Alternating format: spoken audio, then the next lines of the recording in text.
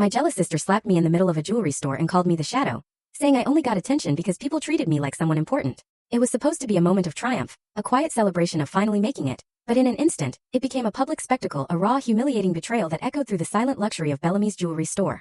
My own sister Amber stood before me, her face a mask of pure rage, and then smack. Her hand connected with my cheek, the sound ripping through the air like a gunshot. And that, my friends, was just the beginning of everything changing. Living with Amber was like constantly navigating a storm. She was 2 years older, always prettier, always the blazing center of attention. While I, Jessica, worked my fingers to the bone since I was 16, juggling after-school jobs, Amber just floated through hobbies, convinced our parents would endlessly fund her whims. And they always did. Our childhood home in suburban Phoenix wasn't opulent, but we never lacked for necessities. Dad taught math, Mom managed a small boutique. They weren't wealthy, but they somehow scraped together enough to shower Amber with everything she desired. Dance lessons, cheer camps, new clothes every season. Me? I hoarded every babysitting dollar for art supplies and graphic design software. Jessica, be reasonable, Mom would sigh, whenever I dared to point out the glaring disparity. Your sister needs more support. You've always been so independent. But independent wasn't a choice for me, it was survival. By 20 I was out, grinding full-time at a print shop while chasing my graphic design degree at night.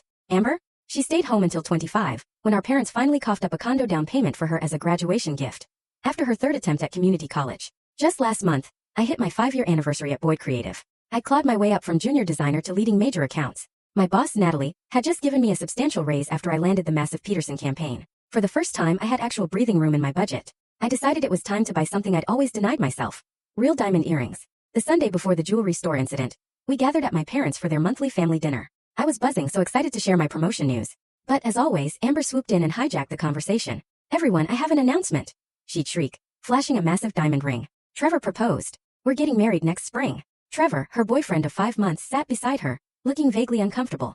He worked in commercial real estate and drove a flashy car, which honestly seemed to be his main appeal to Amber. Oh, sweetheart, that's wonderful, Mom gushed, rushing to embrace her, while Dad clapped Trevor on the back. When I finally managed to squeeze in a mention of my promotion, Mom just nodded distractedly. That's nice, honey. Now, Amber, tell us how he proposed. That night, a decision solidified within me. Those earrings weren't an indulgence. They were a statement. A defiant whisper that my accomplishments mattered, even if only to me. Bellamy's wasn't the most expensive jewelry store in Phoenix, but it was certainly the most intimidating. Crystal chandeliers glittered, casting prisms of light across polished glass cases. The sales staff wore impeccable black suits, and security cameras watched every angle. I'd walked past it countless times but never dared to enter. That Tuesday morning I took a half day off work.